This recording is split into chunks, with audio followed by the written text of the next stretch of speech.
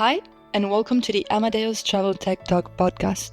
Today, we're continuing the Transforming Travel series, where we take an inside look at how the industry is on a journey of transformation to make the travel work better for everyone, everywhere. At Amadeus, we believe that transforming travel means more than just reaching a destination. It's about making travel effortless, meaningful, and connected. It's about rethinking how the industry works, from the systems behind the scenes to the experiences travelers feel. That transformation is powered by four forces: bold thinking, smart technology, powerful partnerships, and lasting impact. My name is Elena Ruiz, and I'm an investment manager at Amadeus Ventures, sitting in our transversal corporate strategy team, and I'll be your host today. As a quick note, Amadeus Ventures is constantly looking to strategically invest in technologies and teams across the world that can help power Amadeus offerings, while giving, of course, those teams a front seat to the core of the travel industry, in between both worldwide travel sellers and providers. But before we dive into today's topic, let's zoom out for a second, because we're living through one of the most profound technological shifts in human history. In late 2022, the world met ChatGPT, and what followed was nothing short of a global awakening. In just 5 days, it reached 1 million users. Within 2 months, 100 million. Today, hundreds of millions of people interact with large language models daily, from customer service bots and travel planners to code generators and creative partners. And to me, this is just the beginning. Every few centuries, humanity makes the leap: the Iron Age, the Industrial Revolution, the birth of the Internet. Each one has redefined what's possible. Today, we stand at the threshold of the next great leap, the age of intelligence. Generative AI and autonomous agents are not just tools, they are becoming collaborators, capable of augmenting human decision-making and transforming entire industries. What electricity was to factories, what steam was to locomotion, AI is becoming to knowledge, creativity, and service. And while headlines often focus on AI's risks or speculation, this podcast is about the real transformation, where intelligent systems are already driving performance, efficiency, and customer experience in industries like travel. This episode will give you the context you need to understand where this revolution is heading. We're starting with a concrete case: how AI is reimagining contact centers, not as cost centers, but as intelligent, always-on control towers for the travel ecosystem. So joining me are Riccardo, Vittoria, CEO and co-founder of Acai Travel, building a next-generation AI-first operating system for the travel contact centers. Welcome, Ricky. Hi, Elena. Thank you for having me. And also my dear colleague, Gabriel Langella, VP of Customer Operations at Amadeus, leading the teams in charge of bringing AI innovation into the heart of our operations. Welcome, Gab. Hello, Elena. Welcome both, Ricky and Gabriel. It's fantastic to have you here. I'd like to kick off the session with a broader understanding of Gabriel's position at Amadeus, because Gabriel, Amadeus is a huge organization. So can you help us and help our audience by describing a bit your role and what does customer operations really mean? Who do you deal with in your day-to-day? Yes, with pleasure. So I am part of a business unit called Travel Distribution. And that business unit is essentially dealing with travel sellers who distribute content and travel solution. We interact, of course, with the providers that are the one owning that content and distributing their content via the supply chain and via the travel sellers. So in that organization, I am dealing with operations. If I can oversimplify, operations is when you have signed a contract, that contract needs to become a reality. This is where we start. And then after, you have to be able to ensure that your customer can work day to day to benefit from the value that the customer expect to get from Amadeus. And this is what we guarantee also. All right, so you really sit at the core of the distribution business within Amadeus. That's great. Now let's dive into what Acai really is, because as you almost probably know already, we made public some months ago that Amadeus Ventures did a minority investment in Acai back in April this year, and we've already kicked off conversations for collaboration. But Ricky, we will dive a bit deeper into your background in a minute. But before that, you launched Acai in 2023. What is Acai, and what's that travel operating system that we've all heard about, and what's fundamentally broken in today's travel contact center operations? Hi, Elena. Hi, Gab. Thank you for inviting me. No, beautiful to be here. And Yeah, I've been in this industry for a while. I had another company before, also AI for travel contact centers, which I sold to American Express GBT in 2020. Problem for GBT and all the other TMCs and OTAs was that demand is growing. Demand came back from COVID. It's growing beautifully at 5% per year, but everybody's struggling to service demand. And the more I looked with Acai, the more I looked into different conversation with customers in the OTA, TMCs, and airline space, the more I see this pattern that everybody says it's very difficult to find GDS train agents. There is a high wage inflation year over year on agents. Very difficult to train and retain agents. And so the effect of that is that it's difficult to meet SLAs, and it's difficult to provide a CSAT and NPS score in customer satisfaction. So to address this problem, we have built two powerful AIs in Acai. One is an AI supervisor. This AI supervisor manages, escalates to manager, understands performances, monitors everything that is happening, as well as route contact to the right agent or to the right AI. Instead, the other powerful AI is an AI travel agent. This AI travel agent is kind of an AI version of a very senior back office agent and a very senior front office agent. So what it can do is change, cancel, do all the complex manual reissue, manual refunds, as well as bookings or going to the airline website, interacting with them, with the website, making check-ins, understanding policies, anything that an experienced travel agent does. And the way you can use this is to either help seasoned agent to be faster so that they can focus more on the empathetic connection with the traveler, or to empower younger non-GDS trained agent to perform their job, because we do all the complex stuff interacting with the GDS and airlines and hotels. As well as we have created an agentic MCP-based version of it so that any other software in the travel industry can connect to it. And so this is kind of the start of this new travel operative system. We're going to build more and more agentic-based software according to what our customers need, and connect them all together, and taking also a very open approach so that all the other third-party provider and software in the industry can connect to, and together we can make music, if that makes sense. Yeah, it does. You actually made it sound quite simple, but we know how complex it can get when you get into the nitty-gritty of the travel operating system. So now, Gabriel, from the other side of the table, as someone working in a larger scale operation like Amadeus, where do you see the friction when it comes to implementing transformative AI? I would say more than frictions, I think this is a real impact that we are seeing, something that is here to stay. You can look at that, and this is the way the angle we take is from two different dimensions, which is a little bit echoing what Ricky was saying, because we are looking at the efficiency dimension, because we know that AI will allow us to streamline various processes, that it will allow us to remove certain redundancy tasks, bring automation to another level. And we have, parallel to this, the business dimension, where we know also that new players such as PDAs and AI in general might redistribute a little bit who's going to be what on the entire value chain, and even potentially redistribute certain entire value chain steps.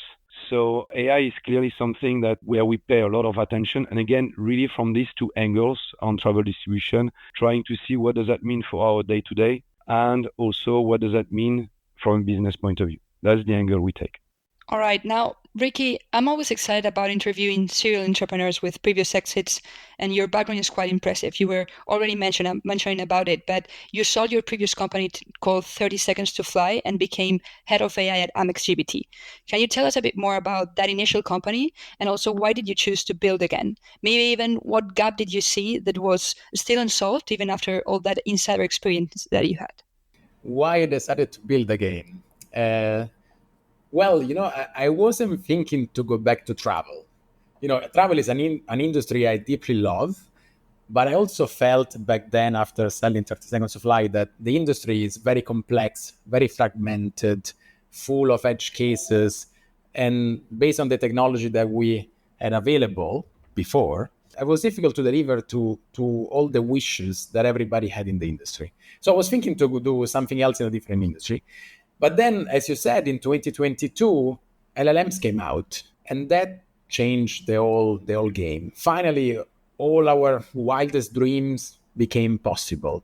And I think I envision how this technology would evolve and how this technology would create an opportunity for all this software to connect together. And I thought this was a once in a lifetime opportunity to go and help the industry move forward. So I decided to leverage all that expertise and build a new company. The vision I saw is that I think we have built a lot of good, very good software in the past 20, 30 years altogether, which anyways is deterministic software. So it's based on if, else's, and loops.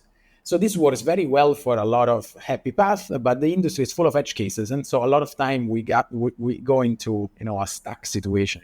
You cannot change your flight, call customer service. The symptom of this is that all this deterministic software, especially when it connects together through these structured APIs, often, has limitation. Again, it's almost like you have very good musicians. When you try to make them play music together, in the end, they make a dissonant music out of beat, out of tempo. This is kind of where we are. And it's not because we have any fault or not. It's just the limitation of this deterministic technology in an industry that is very complex.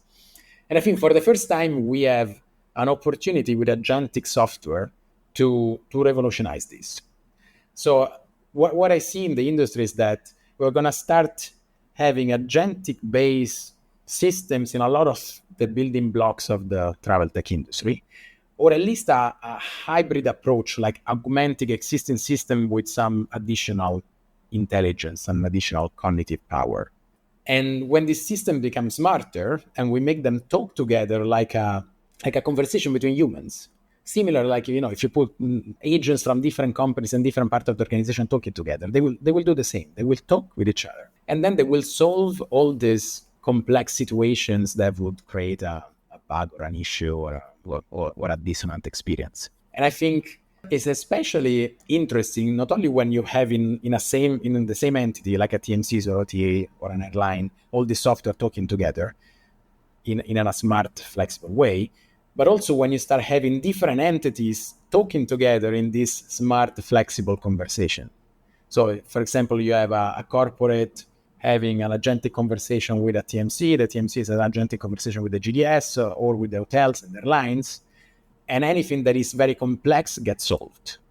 Any complex change or cancellations or other complex edge cases get solved. So I think, the ultimate beneficiary of this is, first of all, the traveler, because the traveler will finally have this beautiful experience that they crave. But also a lot of players in the industry, including TMCs, OTAs, airlines, and GDSs, they will benefit from not having to hire more and more customer service rep that is very difficult to find, and also decreasing the cost in IT manpower, because all these smart systems don't need as much maintenance as the deterministic ones. All right. So yeah, there was really a new opportunity, right? A new doors, a new opportunity for creating something even bigger than you created in the past.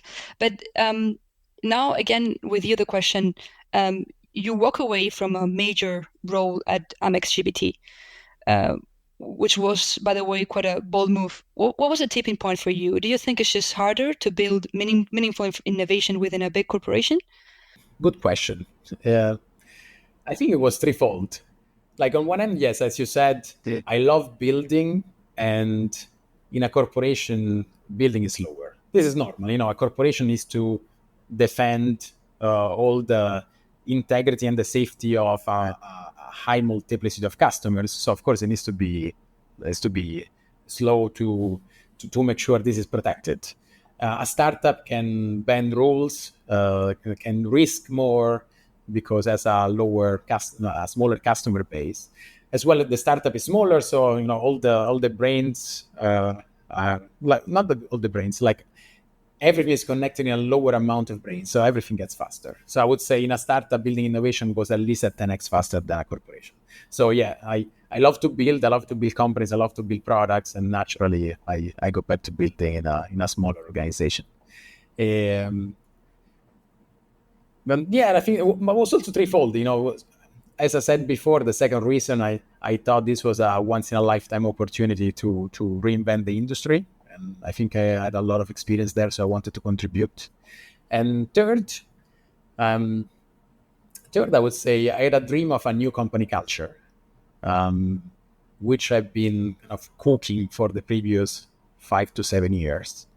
And this company culture was an integrated approach between a capitalistic structure that grows as well as a deep ethical framework that allows for people to become better individuals. So, like, this was inspired in a lot of practices I went into between Zen, cognitive behavioral theories, Tibetan Buddhism, and other philosophy and religions. I try to kind of find the intersection between all of them and try to find the core of wisdom. And so I wanted to build a company spreading this message and creating this integrated approach where the capitalistic structure grows, the startup grows, and this creates frictions, opportunities to reflect, creates difficult situations. Like, you have new people joining and people need to reinvent themselves. These are all difficult situations. And then the ethical approach makes them reframe the situation as opportunity for growth, both as a company, both as an individual. And the result of this is, in the end, raising people that become beautiful, empowered, inspiring leaders, husband, wives, and friends. So the company in the end becomes a playground for all these people to become better individuals and bring all this progress forward to whatever adventure they go to. So this, makes me very happy every day. I think it's a beautiful approach, and hopefully they will write books about it. And so I wanted to build again and also to make this beautiful experiment. All right, yeah, I think I stuck with your idea of having a small boat and pointing out the rowers, the few rowers towards the same direction. So that's when it becomes easier to innovate, no? Gabriel, back to you. Do you agree with Ricky on this? What do you think are the challenges of innovating within a big corporation? Yeah, I agree in a sense also that the referential at the beginning is not the same, because when you're a startup, you start something. When you're a big corporation, you have something in your hands where you need to combine the new stuff coming, how you want to move, but also put that into the context of the entire portfolio, for example, that you have, or as you said, Ricky, with the relationship that you have already with customers. So from that angle, the corporation is starting from a different environment, I would say. And that creates mechanically also, as you said, that in a startup, very few people can be connected to deal with a broad scope. In a big corporation, you need to have somehow a certain inertia because of the size of what you are dealing with. So somehow there is a fundamental difference here. And somehow you can see that talking about AI happening in real life also with PDAs. OpenAI starts from scratch. So they are moving at the pace that they consider they can move, also releasing things relatively rapidly, when Google does not with Gemini, because Gemini is a question also in relation to their existing business. So whatever move they do, they need to project that into a different context and to make the movement that makes sense relative also to all what they have to deal with. So this is why there are two very different dynamics. So in corporations still though, when we talk about AI, what I have learned, because I was like Ricky, when my daughter showed me ChatGPT, it was like in 2022. Yeah. When I saw that, I had a reaction where after the second question that I asked, which was something like, give me the NDC strategy that GDS should follow. Just looking at how poor is going to be that answer.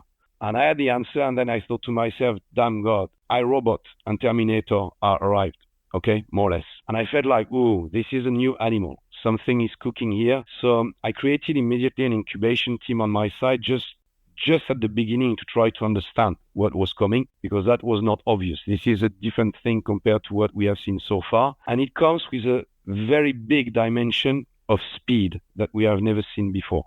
Okay, to that point, in terms of evolution, is it going to reach a peak? A lot of people say yes, that now we are at a moment where, because of cost constraints, because of energy constraints, because of certain limits that you can have in the LLM and RAG model, certain people start to say, well, we're going to see a slowdown. You have other people saying the opposite. The reading is extremely difficult. So this is why for corporations, this is an interesting animal to play with, because you need to react rapidly to that animal, but be careful. You can get what you want because you can react rapidly. However, your reaction might not be the right one because it's a very difficult reading that you have in front of you.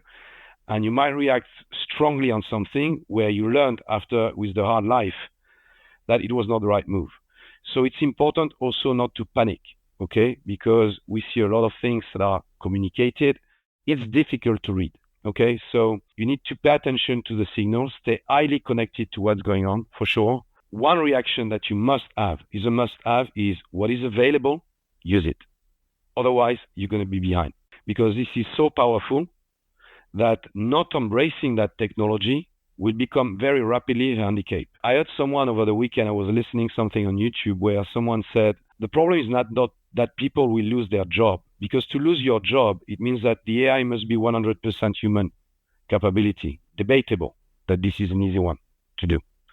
Now, AI is starting to do certain things that allow you to be quicker, allow you to be almost an augmented person, okay? So if you don't embrace that technology, the jobs that are at risk are the jobs of people not embracing that technology. To me, this is more what is likely to happen when people get fear about loss of job, blah, blah, blah, because, well, no, if you use that technology, if you know how to use it, in any case, you will be part of the marvels having the augmented power, okay? And this is, to me, what is at stake. So long story short, different dynamic for corporations compared to startup, a different angle to look at it, but with the same sense of urgency, okay? With maybe a reaction that will be slightly different because you are not navigating in the same context and ecosystem.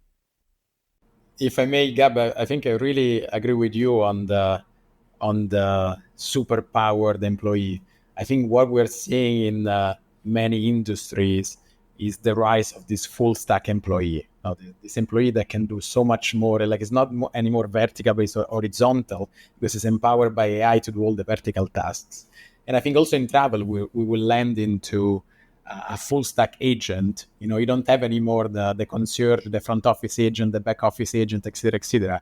You'll have one empathetic individuals that can offload all these tasks to other AIs and can focus more on providing a fantastic connection and service to the traveler they're talking to. AI will bring finally the emphasis on how huge is the value of what human can do. This is what is at stake at the end of the day. The value of all what you mentioned about type of services, human dimension of things, this is going to raise a lot in terms of value, for sure. Yeah, and it's going to be fun. I think it's going to be a very fun world to work in. It's going to be fun. All right, going back to you, Gab, on hearing your story about meeting Acai, because most of the times our ventures team scouts the companies we invest in, but we definitely need sponsorship and alignment with the corresponding business unit. But in this case, when you first encountered Acai, what stood out to you? Well, first, we are connected. Look at just the conversation we have. Everything that Ricky is saying, I think the same. So somehow, this is also very important in a conversation like that is extremely versatile depending on the people you have in front of you, the level of knowledge. There is a little bit of crystal ball in that conversation also, let's be honest. So talking to Ricky and looking at what Acai is doing, we have a similar crystal ball somehow, even though if after the road might be different on the way we want to tackle that. But this is also about complementarity. And this is what I see very much. We just discussed about what a corporation has to face in terms of inertia, in terms of way of behaving, okay? And we see what Ricky was saying on his side. So there is a very, very interesting, we are very interesting ingredients to mix, okay, in that conversation, as soon as you are connected in the same way, and this is the case. We look at things from the same angle, and this is very important. Plus, I would just add on top of that, well, you've heard Ricky, you have a fantastic background in the travel industry, and travel is not an easy subject. Otherwise, PDAs would have cracked that already. And we see that PDAs move in travel so far, but they move essentially on efficiency conversations. How can you optimize the way you work, blah, blah, blah, and so on. But none of them yet has shown a very big movement on the travel business of things, because this is a very complicated world. And this is where Ricky's background, I can really help in moving rapidly because we talk that language, the two of us. Exactly. The love is mutual, guys. Love all you guys. I think Amadeus are very, very smart people. It's a big organization, but I think it can still be agile. All the interactions we had were marvelous, and a lot of respect for everybody there and everything you're doing. I'm glad to hear that there's alignment. That's exactly what happened when we decided to invest in you guys. So yeah, I agree that the most important characteristic for early stage investors is, and that I would say everybody should look into, is to invest into strong teams, no? Really able to be resilient no matter what happens, and teams that are able to pivot if needed. So now talking about that investment angle, Ricky, you met Susanna, our head of Amadeus Ventures, many years ago. Back then, you had already raised capital from strategics, so basically corporates from the travel industry like FCM or JetBlue Ventures. So once again, very experienced in dealing with corporate venture capitals. And this time, you got to raise capital from us, from Amadeus. What do you think are some of the challenges of raising from a corporate venture capital, and what advice would you give to founders entering this kind of collaboration? Very interesting question. By the way, Susanna, she's great. She's a fantastic corporate VCs. She's fun. She's a great negotiator. She knows the industry well. She knows somebody else well. So it's great to work with her. Just, you were saying about I received investment from FCM, JetBlue, also El Al. This was in the previous company. And but they were corporate VCs, as Amadeus is a corporate VCs. And I think if you need to generalize, corporate VCs generally, they look for information, they look for research, they look for products that can complement their offering, they look for an M&A pipeline, and they care generally less of the pure financial return. While instead, the institutional VCs, they only look for the financial return. And on the founder side, sometimes you're more in a situation to side with the objective of the corporate VC, sometimes more on the objective of the institutional VCs. So there is not a right or wrong. In businesses, everything is very complex, and I think for us it was very important to make this partnership. We believe, again, as Gab was saying, that we're very aligned. Hopefully, it's going to be a nice symbiosis in which we can experiment, fail fast, and bring back some of the learnings back to Amadeus.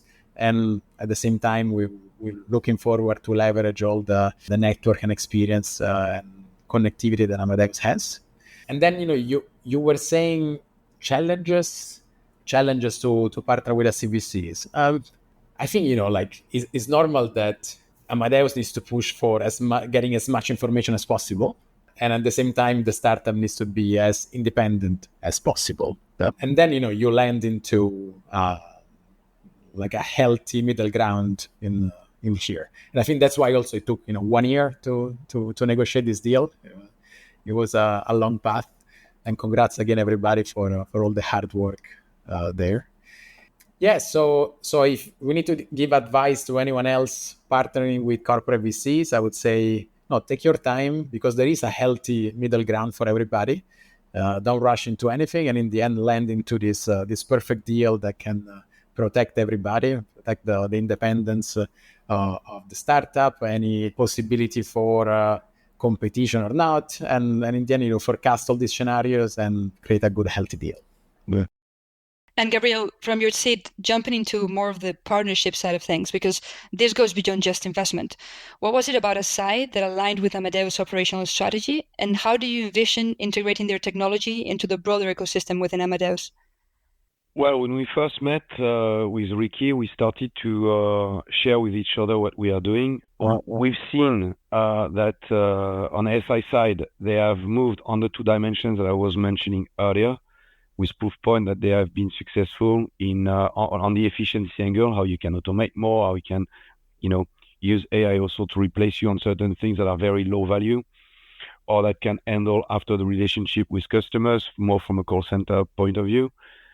But also on the business side. So what we agreed immediately was to explore potential use cases, because this is something that we have done on our side, of course, is to identify the use cases that we consider with high value, and to ensure that we can benefit from the collaboration we were somehow talking about earlier, and that Ricky just also mentioned, to test rapidly certain things, identify together the bets, because we talk travel, both of us.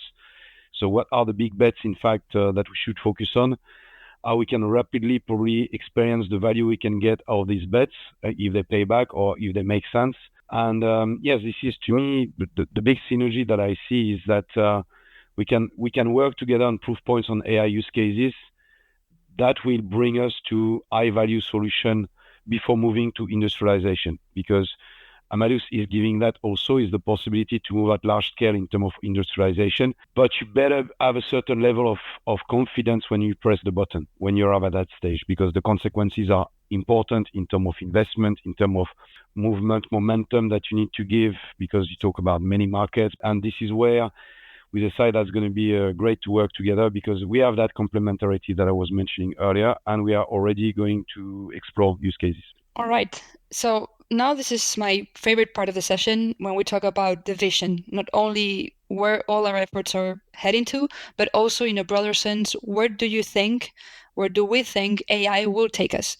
So let's start with you, Ricky. How do you think Acai will roll out, and what will it be in 5 to 10 years from now? Yeah, I think it's similar to what I was unpacking before.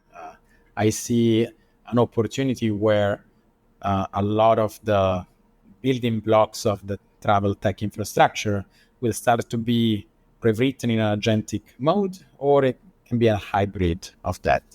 And in the end, all this software will connect together in this smart, flexible, dynamic conversation way with this reasoning power, same as humans. And in the end, we create this harmonious travel tech infrastructure where everything works.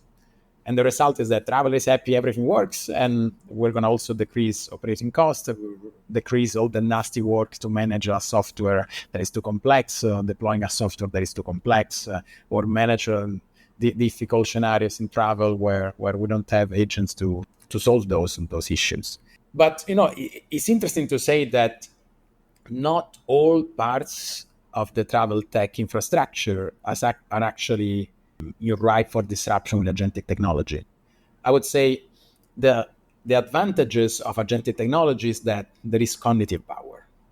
The disadvantages is that it is way more costly to operate. Rarely it can make mistake according to how good you are to use it, and it can be slower. There is a spectrum of technology where agentic can be applicable.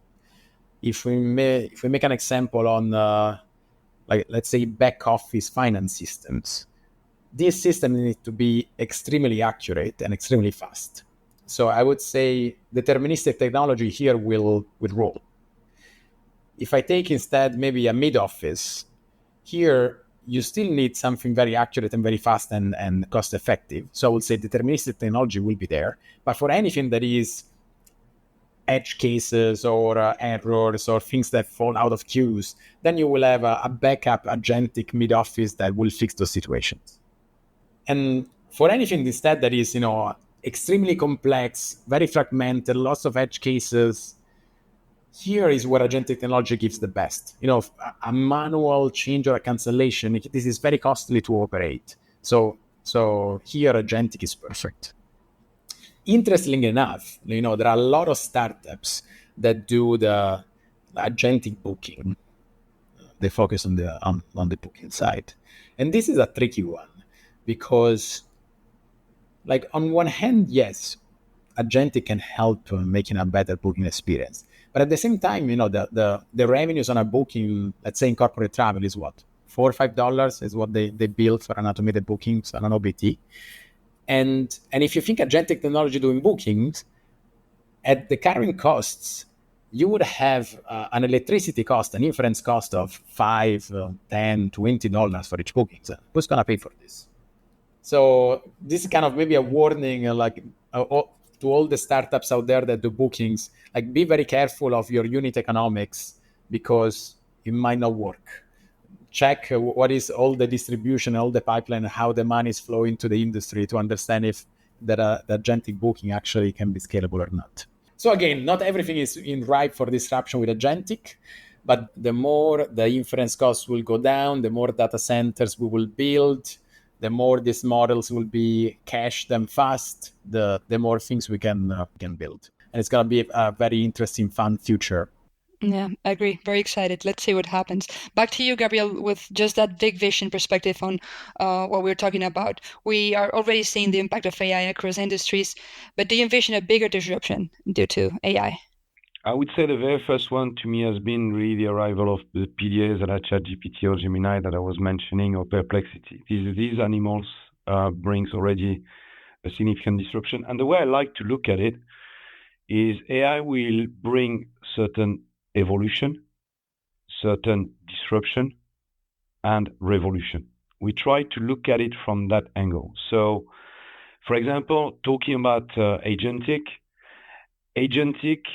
and I think it's important to keep in mind what Ricky was saying, which is it has an impact on speed sometimes, it has an impact on consumption, but all in all, I would say agentic brings the orchestration capability to a level that is still to be evaluated. But depending on how much you can orchestrate, because if you push the extreme on orchestration, our brain, ourselves, is orchestrating permanently. This is what we are doing about many things.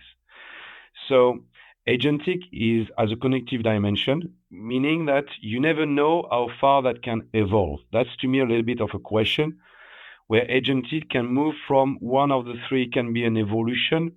I would bet more on at least a disruption. But can it go down to a revolution depending how far we can go with that, okay? But to me, the biggest paradigm shift that is to come in front of us is the arrival of robots in the game. Not robots as such, because we talk about robots that can do certain things for us, blah, blah, blah. No, robots in a sense that today the feed received by the AI in general comes from humans. You are chatting, what you say, the AI learns from it. We have created documents, the AI learns from it. So we are the input and the eyes and the understanding of the world for the AI. As soon as the robots arrive, even if it's a robot that is supposed just to take care of your grass in your garden, but something that will start to give data to the engine, to the animal, that are not a feed from human. That is a feed from certain things that the AI will collect elsewhere. And the AI then will have the possibility to start to grow with even data to try to start to understand what is the external world, where today the AI does not understand what is the external world. To me, if you ask me, this is one of the biggest paradigm shifts that can happen again, another layer. We had the PDAs that were kind of being intelligent to answer our questions. We have the agentic coming now, allowing to do actions, okay, and to orchestrate to a level to be defined. And as soon as you start to inject data that is not coming from human, that is coming from external sources that the AI will get in order to grow its intelligence, and because an AI wants permanently to learn, that one to me is an interesting one that will have to come in the picture at one stage.